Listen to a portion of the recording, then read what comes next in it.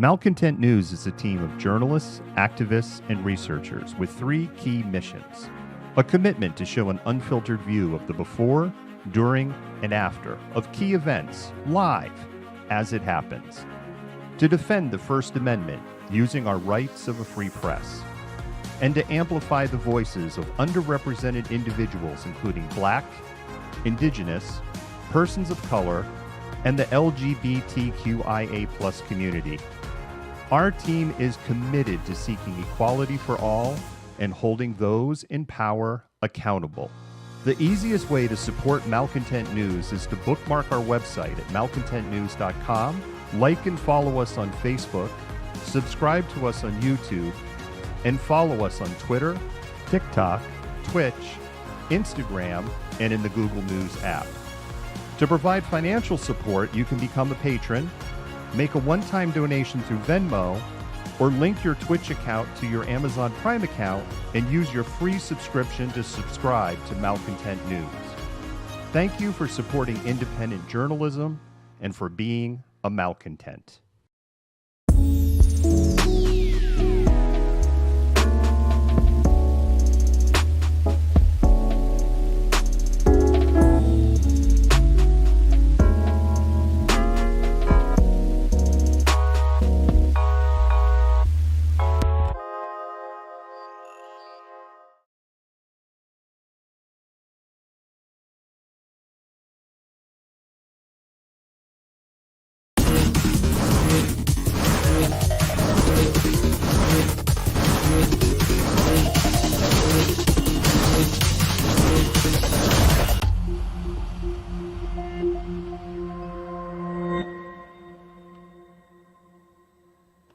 Good afternoon, malcontents. I am the Malcontent, and welcome to another edition of Malcontentment Happy Half Hour.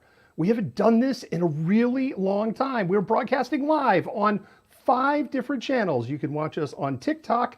If you prefer, you can watch us on YouTube, Facebook, Twitter, or Twitch. We are on all 4 channels. And I'm just looking to make sure. TikTok, I do have some bad news. There was something we could not figure out by 4:30 showtime. Its inaugural show.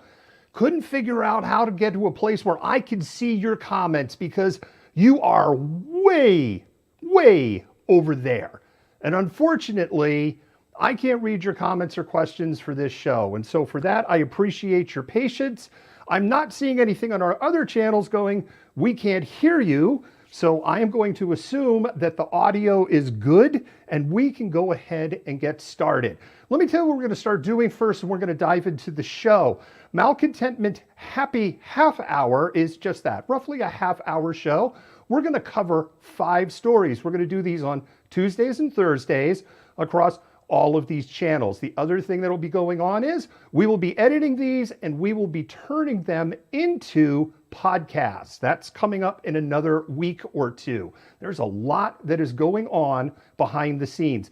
The other thing I want to say, I want to thank all of the malcontents who have been incredibly supportive. Almost everything you see behind me, the monitor, the neon sign that says Malcontent News, the French toast, that's an inside joke. Yoda the Wonder Pug, all of the TikTok, you can't see Yoda the Wonder Pug.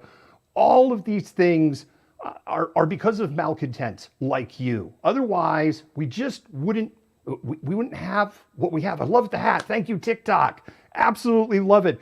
Joy, Pam, hello. I know y'all are like, oh my goodness, this has been forever since he's been on the air. We are back. And with that, let's go ahead and go into our first story. TikTok. You're going to have to wait. The other channels get to see the intro. TikTok doesn't give us an ability to put the studio camera onto TikTok, so you don't get to see everything. If you want to watch both channels one more time, you can find us on Twitch, YouTube, Facebook, and Twitter.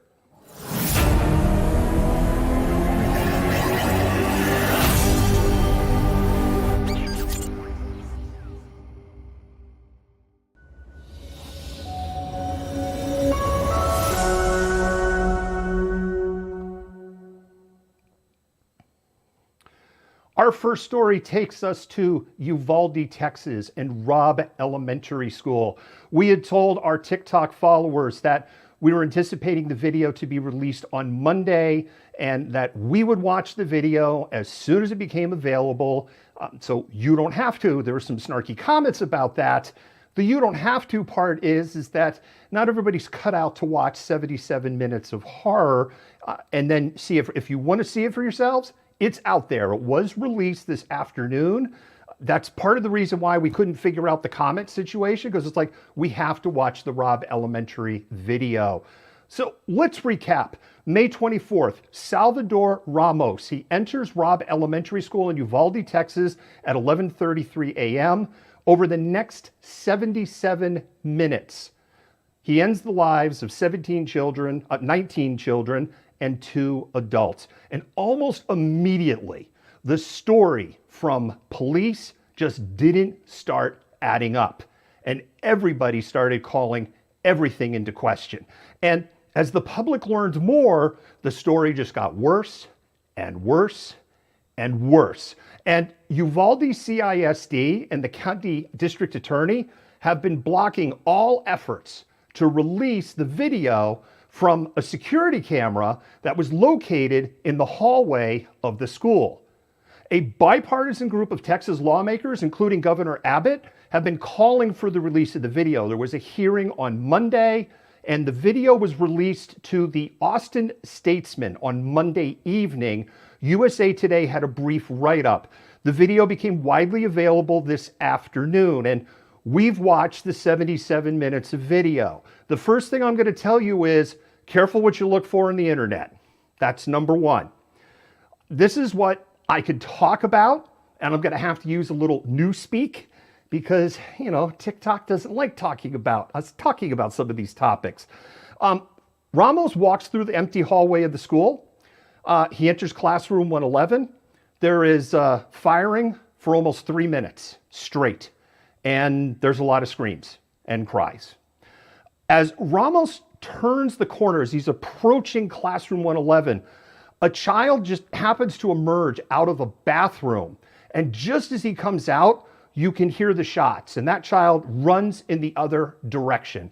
Incredibly lucky break for that kid. It could have ended so badly right there. At 7 minutes, the Uvalde City and the CISD, so the school district has its own police force of 6 police officers. Uvalde City Police and the school district's police arrive, and the shooting is still ongoing when they arrive. There's a half dozen officers on the scene. One has a long gun. Yeah, my voice is breaking. This was tough to watch. There's a half dozen officers on the scene. One's got a long gun. They have ballistic vests. 3 officers start to approach the classroom. Ramos fires at those officers. The officers run for their lives back down the hallway. I have to sidebar. They even teach kids, you don't turn your back and run away from the length of a hallway. The video is so next level, stunningly bad.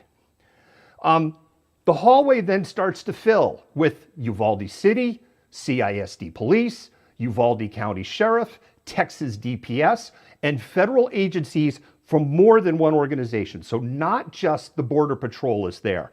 Now, law enforcement training for these kind of situations is you do not wait. Training specifically says if you're not willing to face the prospect of leaving the chat, I say that with respect, again, I'm tap dancing around TikTok, then you're in the wrong profession. You need to pick a different job. It's literally what the training says. The training manual says if you have to break through a wall like drywall or get sledgehammers and start pounding through brick, that's what you do. If you have to get a car and ram the building, then that's what you do. And that's not what any of the police officers did. 45 minutes pass with 18 officers in that hallway with light weapons. If we use the terms that we use in Ukraine, they're armed with light weapons, but from a police standpoint, they're heavy weapons, full ballistic gear, ballistic helmets, ballistic shields, multiple agencies. The police advance to the door at 12:21 p.m.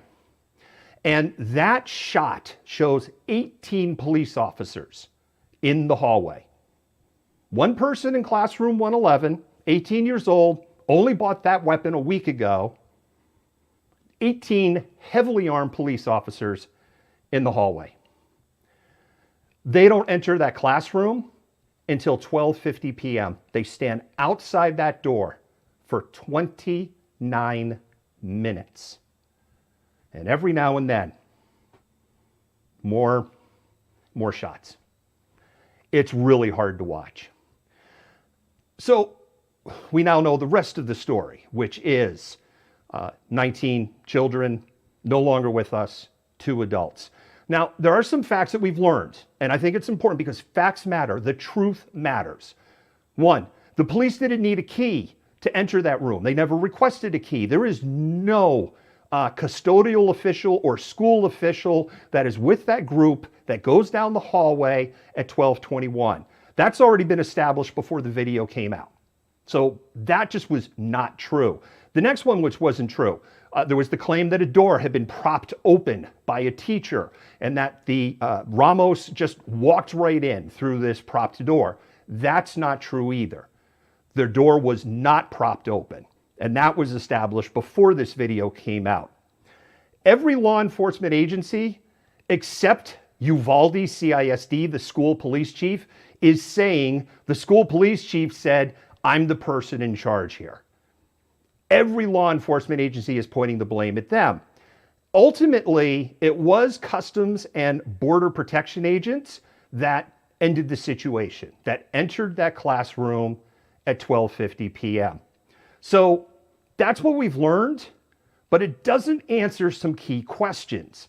The video only exposes the truth.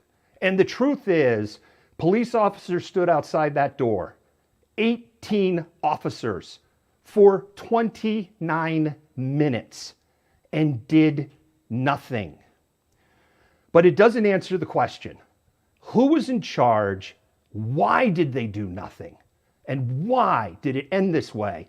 And of course, why does the chief of the CISD, the police chief, he is suspended, but he still has his job. Now I'm going to move to assessment through my experience as a journalist. My assessment is this. The chief of the CISD police has a 22-year career in Texas law enforcement. He's got a nice pension awaiting for him. And what happens a lot in these situations is they run the clock, and when it's getting to the point when it's going to be game over, they simply retire. You can't fire me. I'm going to retire. And they go ahead and collect their pension. And with that, we're going to move to story number 2.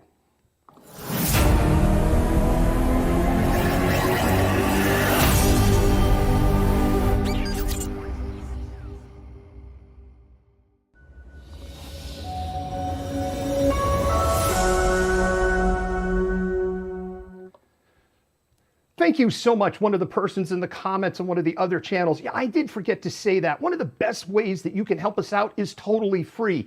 Go ahead and smash that like button, particularly if you're watching on Facebook, YouTube, or TikTok. Go ahead and just that button, spam those hearts. Let people think there's actually something worthwhile to watch on this channel because we work really hard here. We actually think that there is something to worthwhile watching on this channels. With that said, Russia has a big HIMARS problem. United States announced that they would be providing Ukraine with M142 high mobility artillery rocket systems. That's what HIMARS stands for. They announced they were going to send them in May. Now, Russian President Vladimir Putin and the Russian Ministry of Defense said, this system isn't going to change anything. But the system has changed kind of everything. And according to FSB Colonel Igor Girkin, journalist Alexander Sladkov, and others, HIMARS have destroyed almost 20 ammunition depots in less than the last 2 weeks. Not little ones, really big ones. But that's not all they've destroyed. They've destroyed command posts. They've destroyed supply and logistics centers. They destroyed a training camp for Wagner Group near Izum. Wagner Group is attached to the organization Russian Imperialist Movement, which is called a terrorist group by the United States government, as well as Canada and a couple others. Now, Putin and Shoigu weren't being flippant when they said this changes nothing. They really believed it would change nothing because that's what they were told. The M31 rocket, which is fired from the HIMARS, it's 4 meters long, it's 12 feet long, it travels at Mach 2. Now, the Russians have an anti-aircraft system. It's made by a company called Almaz Ante, and it makes the S-400 anti-aircraft system for the Russian Federation. Other countries own it. Turkey is a country, comes off right at the top of my head. Now, by the specifications, the S-400 was designed to shoot down these HIMARS rockets. But instead, HIMARS rockets are destroying S-400 defensive systems. What's going on? What happened here? There's one word, and that word is corruption. And corruption is rampant in the Russian military. Now, full stop, every military on this planet has some degree of corruption. The United States military has its own problems. So I am not the pot calling the kettle black. It's Russia takes corruption to a whole new level. So flat out, the Russian Ministry of Defense was just lied to about the capabilities of the S-400 and about the Pantsir 1. This is almost it's an extreme example, but this is like a Chernobyl situation. Chernobyl had the accident that it had because the engineers had signed off on an emergency shutdown test. Yes, it passed the test, but it had never passed the test. They were just, did you pass the test? Because you must get it done by the deadline. Oh, yeah. Yes, pass the test. Everyone agrees. We passed the test. But they didn't. And they had been trying for years and years and years to pass the test. And that is what led to, ultimately, the disaster there. This is deeply embedded in Russian governmental structure culture. And this is simply what happened. They were given specifications. They delivered the system to the Russian Ministry of Defense. Does it do everything we said that it should do? Check. It does, comrade, but it doesn't. Now, so far, NATO countries have committed to provide at least 18 M270 and M142 HIMARS launchers. There's an estimated 11 that are deployed today. There is a little bit of confusion that's out there. I've seen some people running with the United States is sending 60 more. That is not true, and the facts matter. There is an opinion piece, not a factual news story, an opinion piece in the Washington Post where someone writes advocating that we need to send 60 HIMARS units, M142, M270 launchers, because these are such a game changer and these have the capability of shortening the war. The other thing is that pro-Russian account Rybar, this is one of the reasons I get frustrated with some, you only tell the Ukrainians. We use Russian sources all the time. People who are patrons, you can access our daily situation report on Patreon, and the people who are patrons and read our daily situation reports know we quote Russian sources all the time. And there are times we quote Russian sources and go, they're completely right. They got it nailed. And there's other times we dissect what they're saying and go, no, this isn't true, and here's the evidence why. Because facts matter. But Rybar, which is a pro-Russian account, and I would say 60 to 70% of what they say, nothing but net. They're a solid source. But you've really got to be critical eye with what they're selling. They are running a story today that Ukrainian forces are going to sell HIMARS launchers to Russia for $880,000. And the plan is that they will accidentally, on purpose, leave them in what is called the gray area. That's a term that Russian military bloggers use to describe what we call the line of conflict. So think of it, that's where the line of fighting is, and think of it plus or minus 5 to 7 kilometers on either side. That line's moving, things can change quick. So that's yeehaw, love the hat, thank you TikTok. That's the accusation, that they're going to do this. They're going to leave the system for $880,000. I think they cost about $16 million a pop. And they're going to sell the rocket packs to them too for $130,000 each. Now, let's remember, these are the same people that have been saying, this does not matter. These are not ammo depots blowing up. They are chocolate chip factories. That is what they are. Evil. They are blowing up chocolate chip factories run by kittens. I exaggerate, but that is to some degree what they are saying. Now all of a sudden, Ukraine is going to be selling these to $880,000 because the Russians want to get their hands on them so bad because they're so ineffective, because we have no problem with our S-400 missiles. Take all the time you want to unpack that. Take all the time you want. There is a joke in the analyst circle because 4 a.m. seems to be when Ukraine starts hitting their targets with the HIMARS system. And we call it HIMARS o'clock. That isn't something we coined. It's broadly in the analyst community. One last thing on HIMARS. Because they have a range of 85 kilometers, there is no reason to bring them to the gray zone. None. The other thing is with HIMARS, these are very specially trained troops that are that are using these.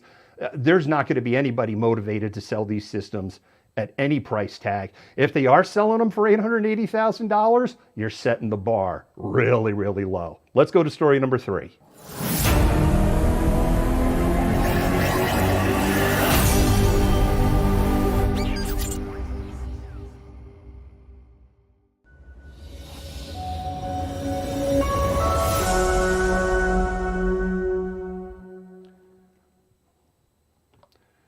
This one's going to make your blood boil.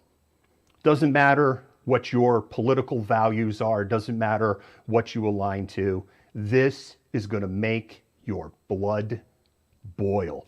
We're going to talk about Michigan and Child Protective Services and how they're not protecting children. Now, every year across the United States, state agencies intervene to prevent the abuse and neglect of children. And in Michigan, former foster children are learning that when they try to transfer into high school, that the classes they took while under state care don't count. They don't count. There are high school students who thought that they have been studying 2-3 years while in state care to then transfer out, have a family willing to finally take them and register in the high school and be told, oh no, none of those classes count. None of them. You are a freshman starting over at 18 years old. So what's going on here? Child Protective Service agencies are large, they're powerful, and they often have extrajudicial power to take away parents' rights. Now, not everyone in these agencies are bad people, and not everything they do are bad. And these agencies are run by human beings, and human beings make mistakes. But this is not run by human beings. This is not mistakes. So older foster children, they typically don't get placed into a permanent home. People don't want over foster kids. They want cute little babies and toddlers. And that goes beyond race, right? They want the cute little baby or the toddler. They don't want the teenager. So many children who are older, teens, they end up in facilities. And these facilities in Michigan are run by contractors paid by the state. That's the part where I say, regardless of your political stripe, this should infuriate you to the core, because Michigan, this is your taxpayer dollars at work. United States, remember, state agencies are propped up by federal tax dollars. So even if you're not in Michigan, your federal tax dollars is going to this mess.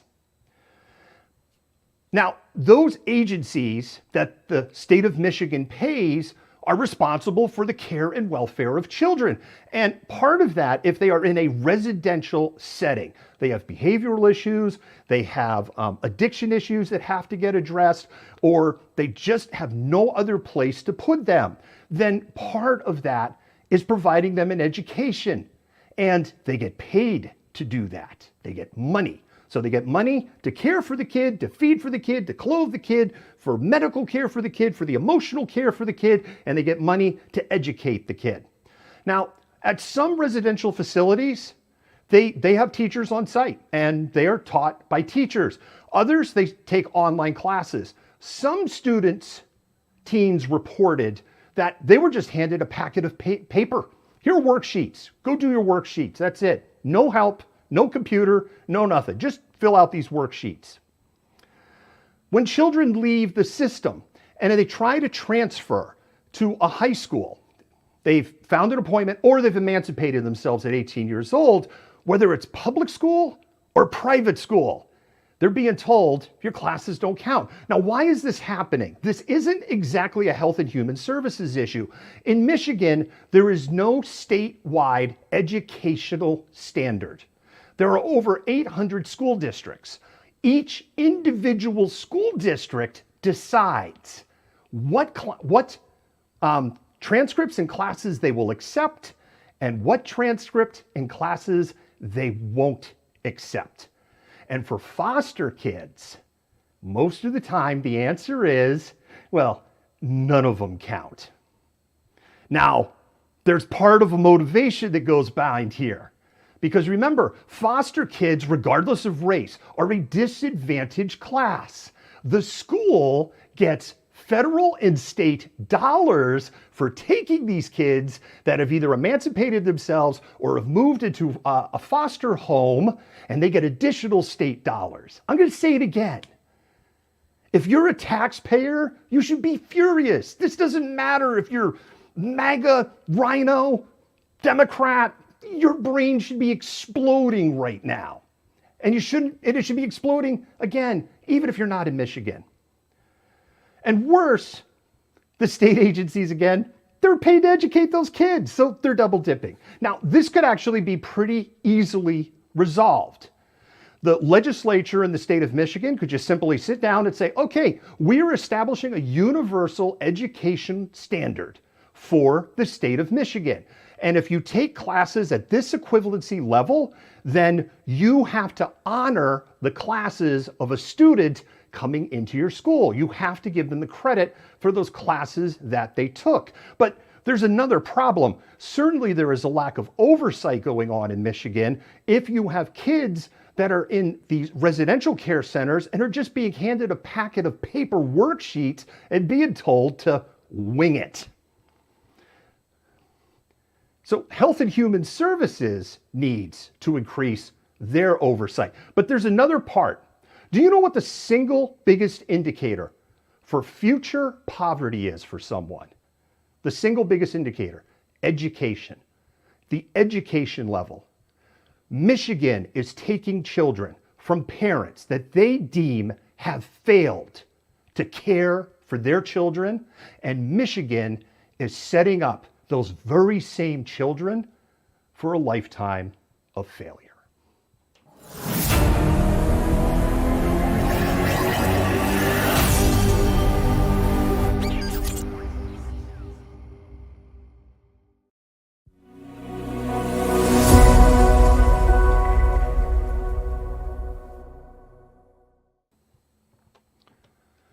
Our next story is a feature that we're going to do every Tuesday and Thursday. It's called The Truth Matters, because the truth does matter.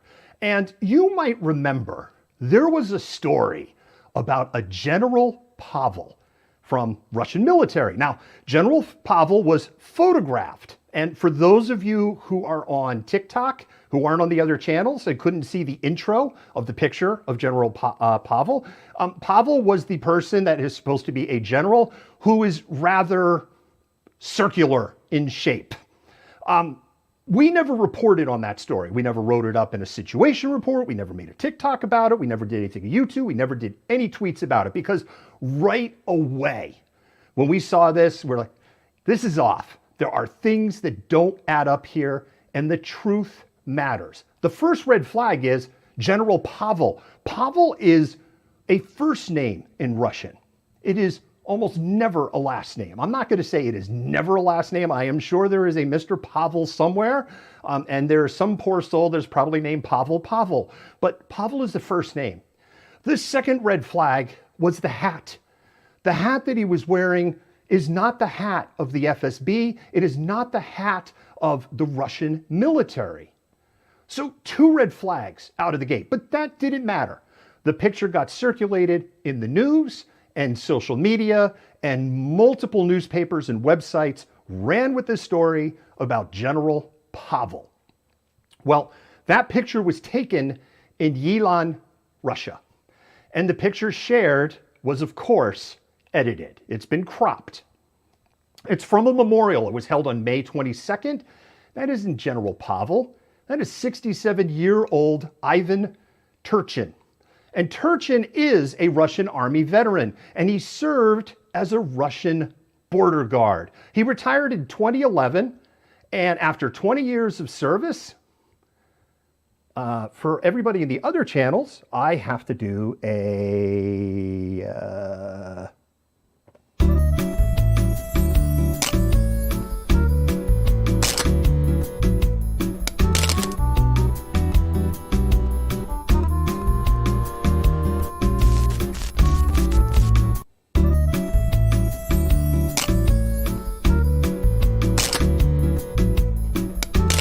Are we good?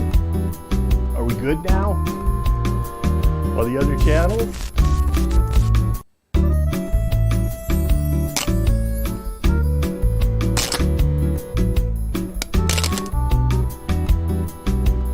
Oh my goodness gracious.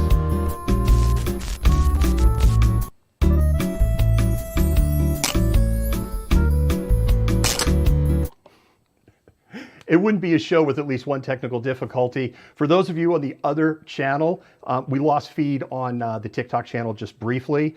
Not exactly sure what's going on. It's saying it's having problems connecting to the internet, and it shouldn't. We have really, really robust internet connection here. And we're not broadcasting on high bit rates on any of these channels. So I'm not sure what's going on TikTok, but I believe we're back. If things are really bad, you can find us on YouTube, Facebook, Twitch, or Twitter. You can go over there and you can watch us there. We'll work out the issues on TikTok for the Thursday show. Back to General Pavel. Ivan.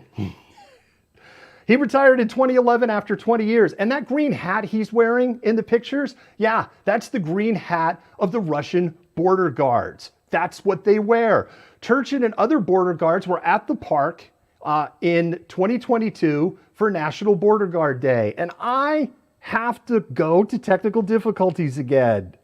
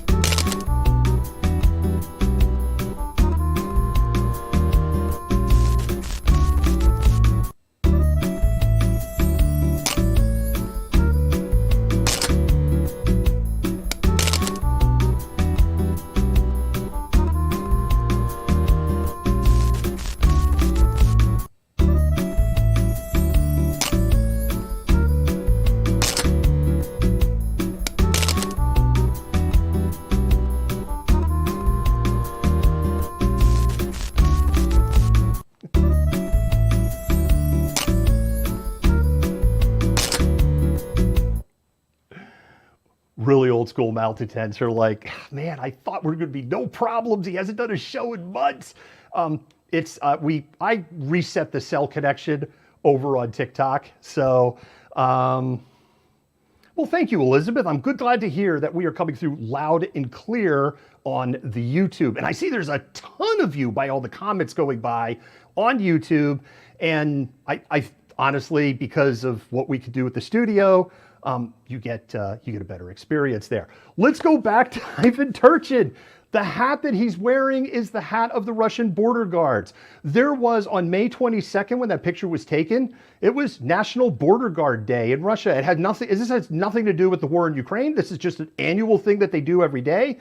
Turchin was there to give a speech. The truth matters. And again, we're going to do this section every Tuesday, Thursday. We're going to pick a story and we're going to pick it apart and go, no, this isn't the truth. Here's the truth. Is Russia calling up retired military officers due to losses in Ukraine? Absolutely. They are pulling everybody they can out of retirement in a stealth mobilization. But there is no General Pavel. Ivan Turchin is enjoying his retirement in Western Russia. And unfortunately, some journalists, not us, didn't do their homework. Let's go to the last story.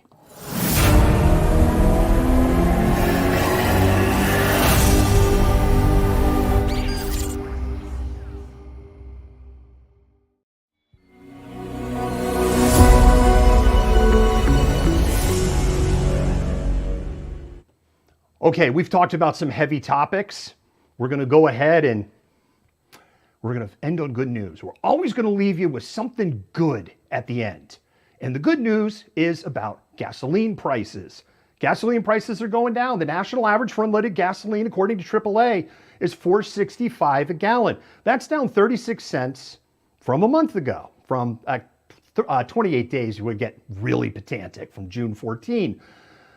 Now, what happened with this huge spike? Number one, or actually, I'm sorry, not with the huge spike, but what's happening with this reduction that's happening? It's the midterms. That's what it is. Biden's poll numbers are bad, and that's why he flipped a switch and he's lowering the. No.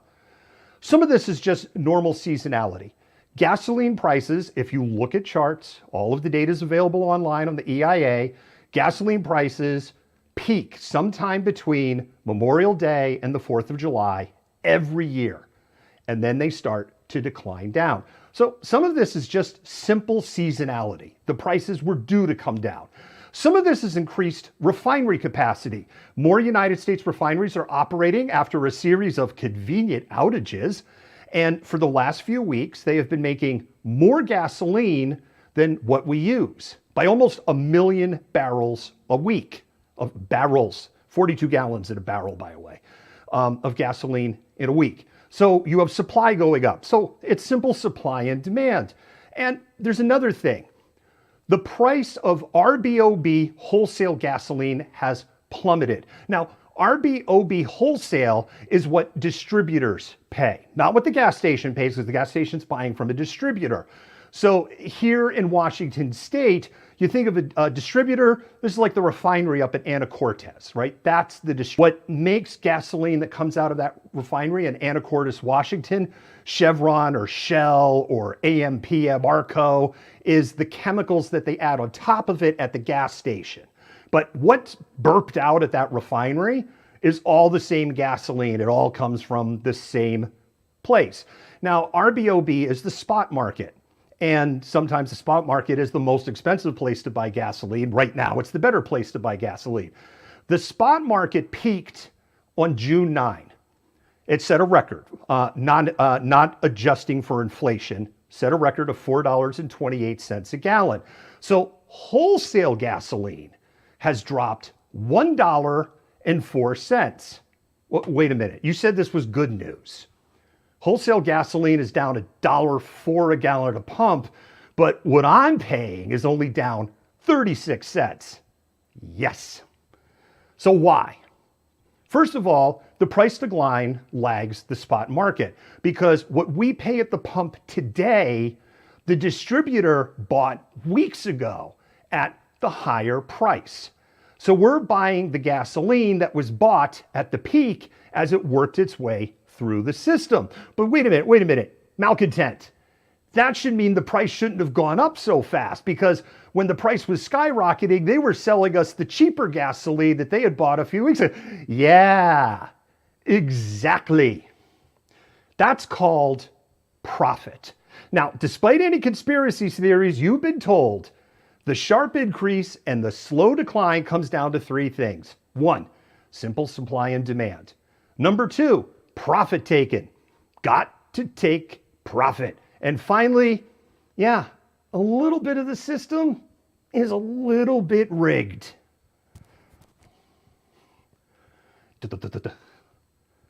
Are you saying I'm buffering? There must be, all I can say is there must be something wrong with the, well, it's just a great way to start the first show.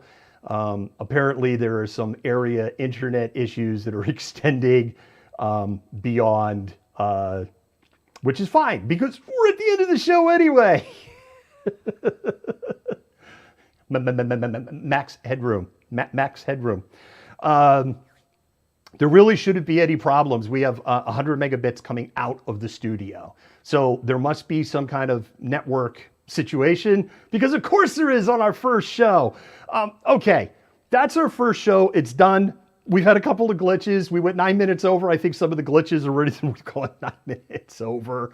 And we're dealing with some internet issues. If you enjoyed this, go ahead and smash that like, follow, share button. Go ahead and spam those hearts one more time. Spam those hearts up one more time. Let people know that there's some great content to watch here.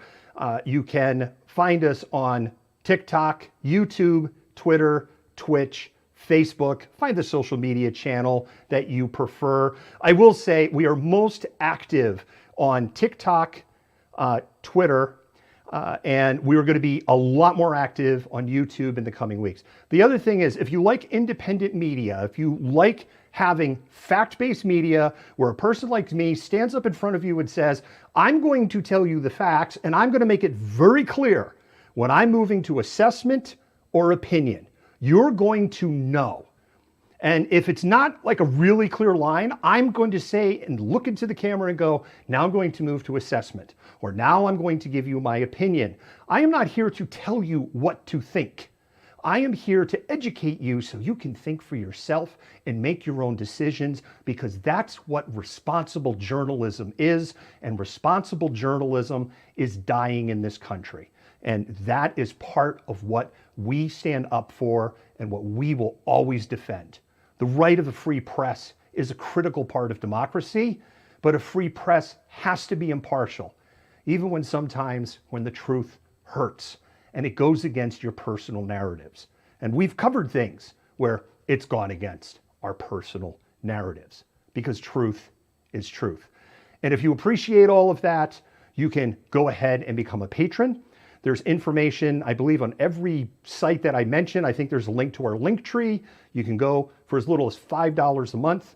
You can help keep the lights on, literally, because the other big announcement is I made the decision. This is how I pay the bills. This is how I eat. And I have to grow this over the next 6 months, or I'm going to have to go crawling back to corporate America. Please don't make me crawl back to corporate America. The other thing you can do, if just like you can't, we have a tip jar. You can go at PayPal, Venmo, even just a few dollars. It actually adds up and it goes a long way. And with that, I thank you for watching. Malcontents, be good to each other, and I will see you on Thursday. Malcontent News is a team of journalists, activists, and researchers with 3 key missions. A commitment to show an unfiltered view of the before, during, and after of key events, live, as it happens. To defend the First Amendment using our rights of a free press. And to amplify the voices of underrepresented individuals, including Black, Indigenous, persons of color, and the LGBTQIA+ community. Our team is committed to seeking equality for all and holding those in power accountable. The easiest way to support Malcontent News is to bookmark our website at malcontentnews.com, like and follow us on Facebook, subscribe to us on YouTube, and follow us on Twitter, TikTok, Twitch, Instagram, and in the Google News app. To provide financial support, you can become a patron, make a one-time donation through Venmo, or link your Twitch account to your Amazon Prime account and use your free subscription to subscribe to Malcontent News. Thank you for supporting independent journalism and for being a malcontent.